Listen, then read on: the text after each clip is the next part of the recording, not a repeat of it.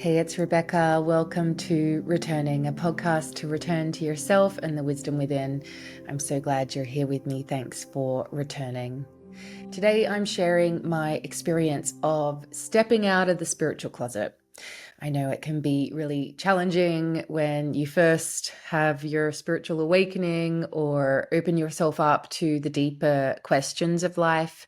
Many people often share with me their experience of feeling like they're living a double life.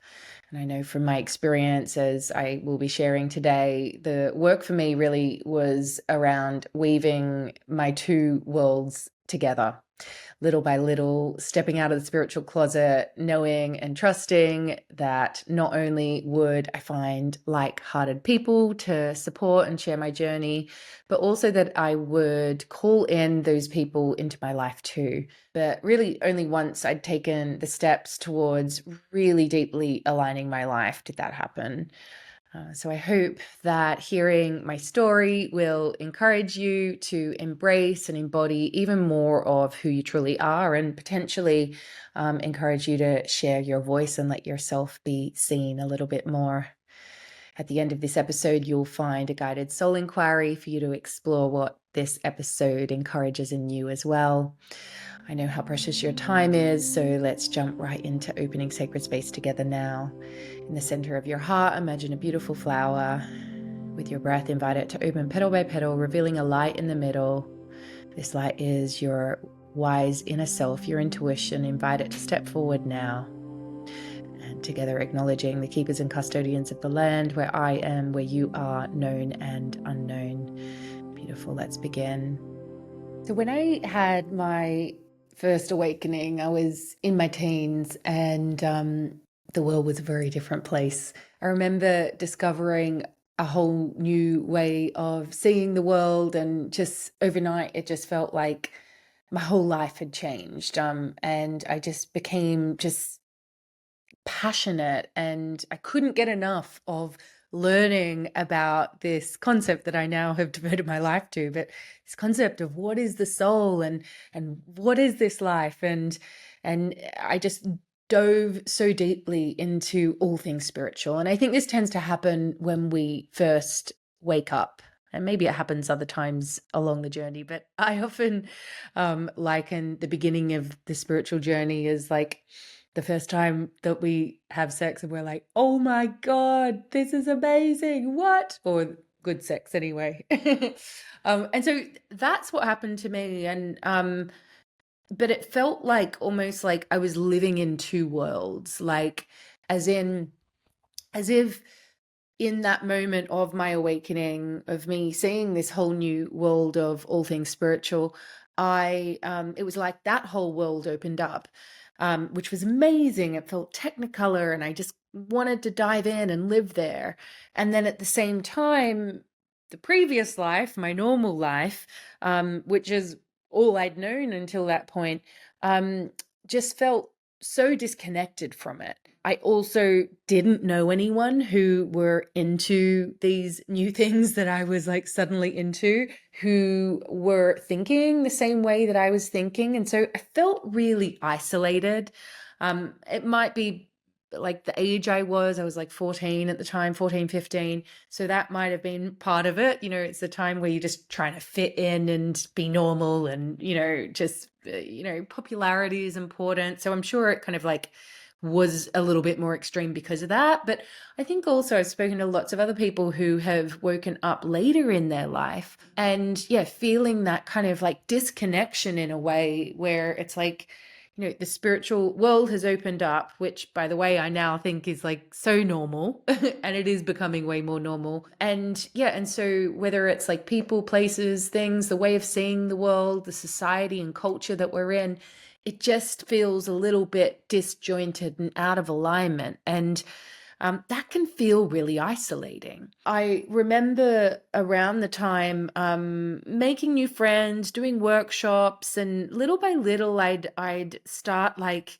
like my friend Sheila, I babysat for her, and I saw the Louise Hay You Can Heal Your Life book on the bookshelf when I babysat, and I was like, oh, she's like me.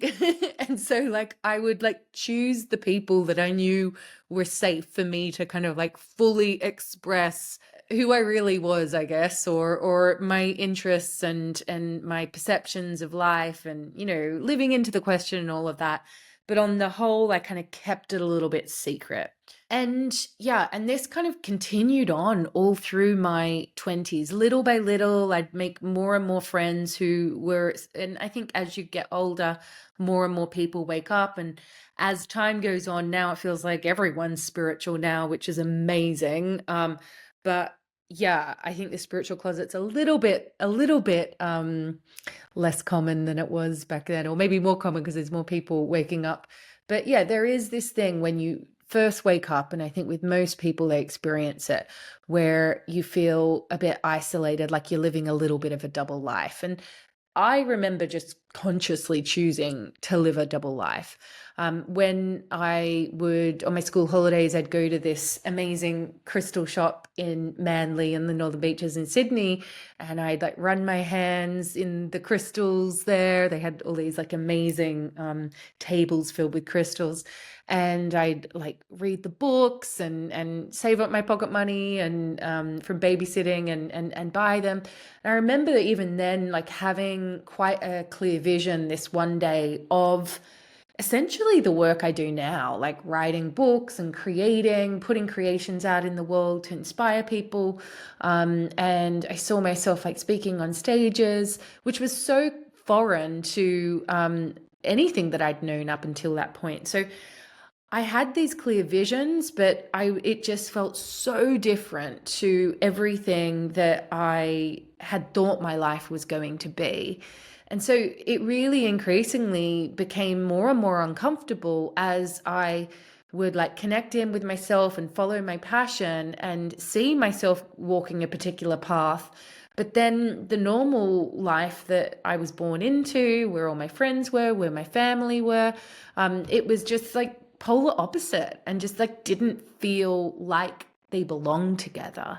I think also I was really sensitive about what other people would think. Like, would people think I'm crazy? Or, these were things that weren't that normal then. Like, meditation was definitely not normal. I remember when I first got into meditation, I would only do it in my house, like behind a closed door. Whereas now I will do it anywhere outside in the open, in public, with no worry or fear in the world of someone judging me.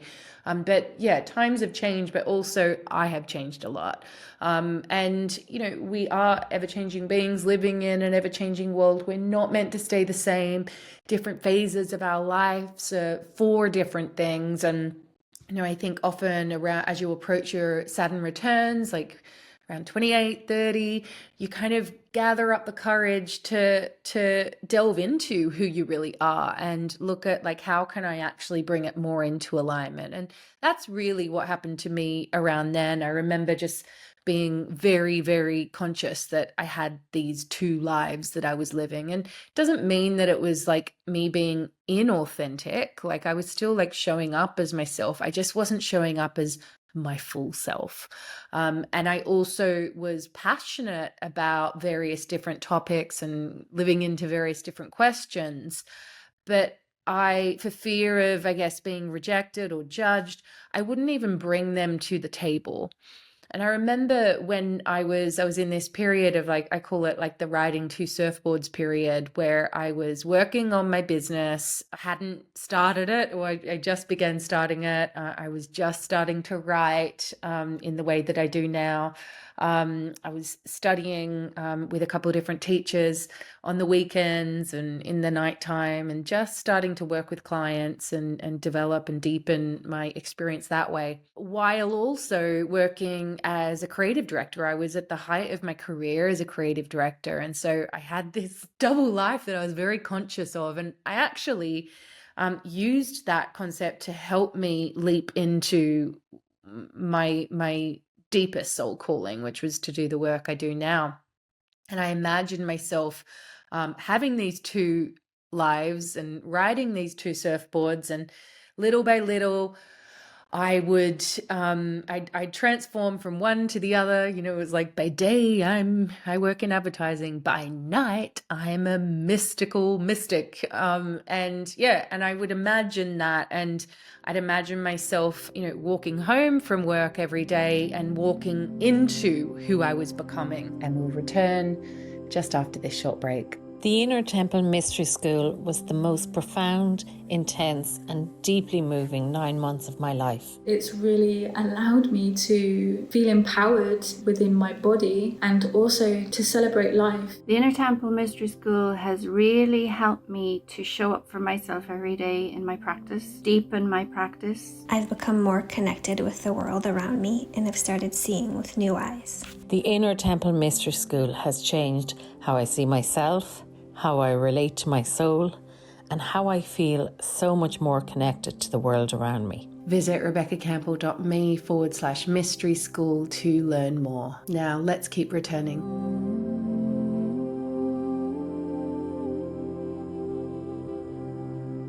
I'd imagine myself, you know, walking home from work every day and walking into who I was becoming. So I really worked with this kind of spiritual closet double life analogy quite a bit, and it did really help me gather up the courage to step into and name and claim who I really was from a soul perspective. But one of the things that really helped was the day that I realized it doesn't even matter what people think. And like, why am I so concerned? Just because it's like spiritual, why do I care what people think? And the moment that really changed it for me was I was at work, and all of the partners at work were men, and so I was a creative director, not quite partner, but there was no other female, no women in the management team, and we would, like, as a term of endearment, just, you know, like, pay each other out. And all of these men were all like, they were obsessed with cycling, like obsessed. And they would, you know, they'd cycle in from their places outside London into town, and they'd be all sweaty, and they'd have those clippy cloppy shoes, which I now wear because my husband has a Peloton bike. And yeah, and then they'd wear the, you know, the nappy bike shorts. I forget what they're called. I actually wore them one time when I was at university. I did all these, like, so many different jobs on my holidays to pay my rent and all of that. And one of them was going to the bike stores with those nappy bike shorts. They're called something. I forget what they are now. Anyway, and so I would, like, joke with them as they would joke with me about various different things. And I realized, oh my God, like, their passion is cycling. And, like, I'm paying them out about it, but they're not taking it personally. So why am I so afraid of letting people see what makes me come alive, letting people see who I really am? Like, I'm not judging them. Why should I hide that part of me? And, you know, I get why.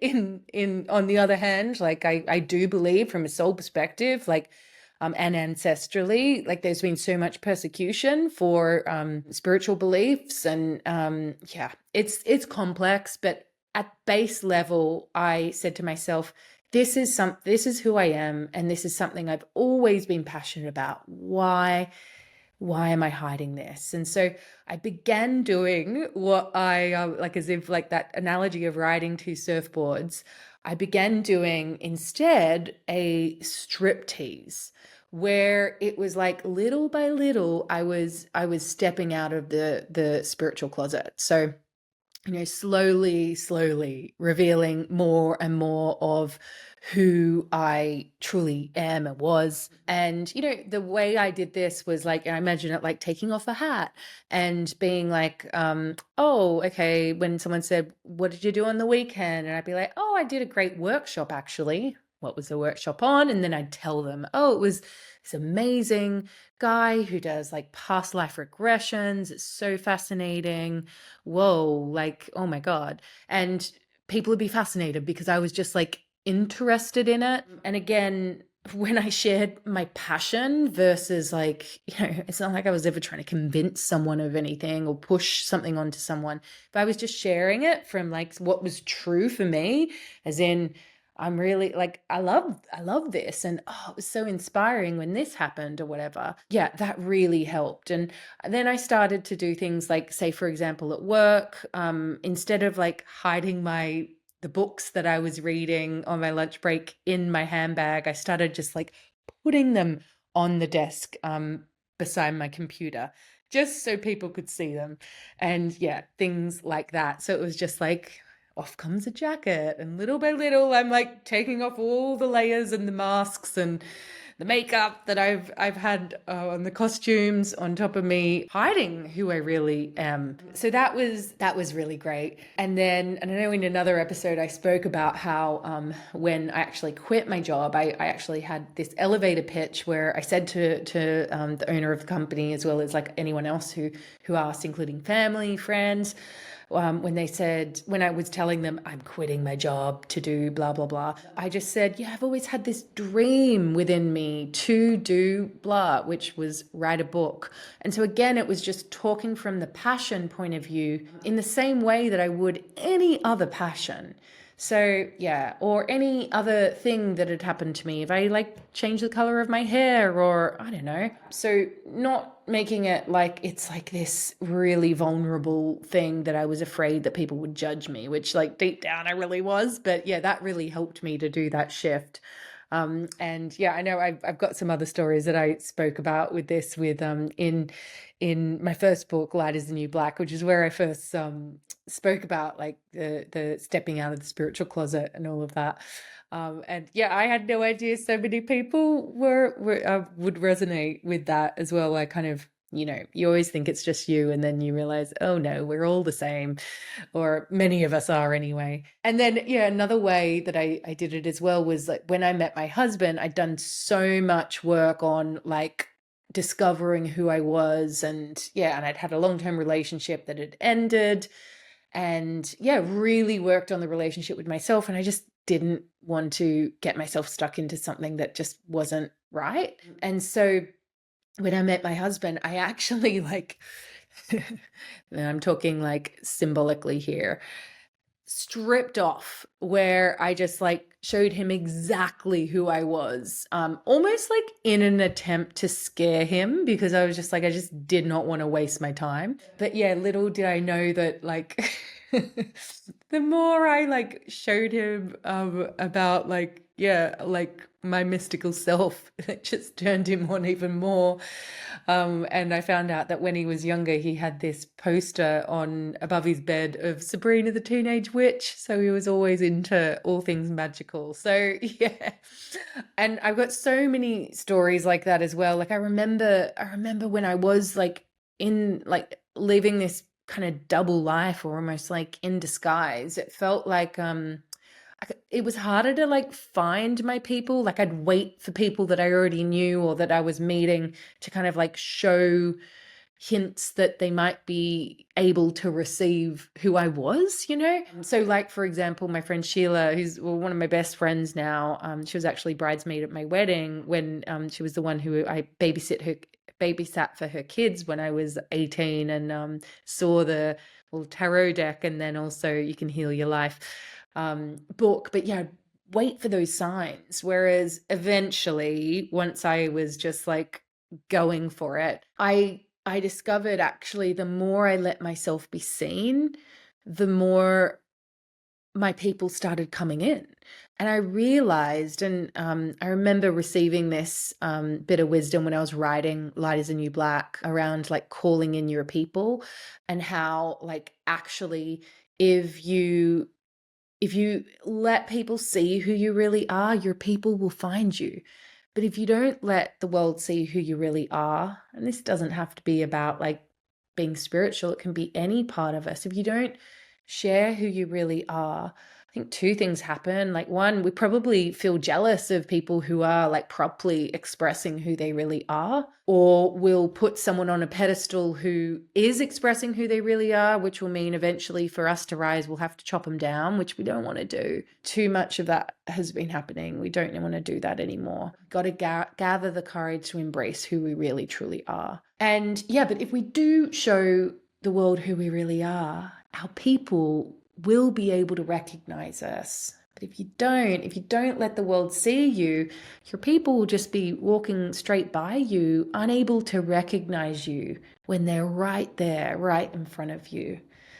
So they are my thoughts on embracing all of who you really are. The more you do it, the more your people will be able to find you, the freer you'll feel, and the easier life gets, because there might be a few like bumps at first, but then at least it's like you're not hiding. And I think one of the most painful things is if we're hiding and then we get rejected for the version of us that is actually not even us, So embrace who you are, and just let the world see who you truly are.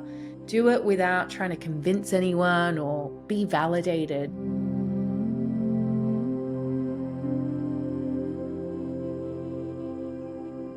Soul inquiry is a practice where we enter into a direct dialogue with our inner wise self.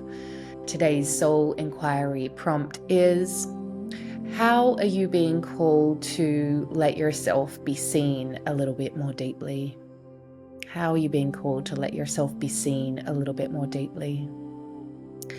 And what is one baby step you can take in that direction today? Let's share a deep breath together as we close this sacred space we've stepped into. I'm so grateful for you being here. If you'd like to keep returning to yourself and returning here with me, then please hit subscribe. If you love this episode, leaving a review or a 5-star rating really helps others to find it too. You can find the show notes from today's episode over at rebeccacampbell.me/podcasts. Thanks for returning.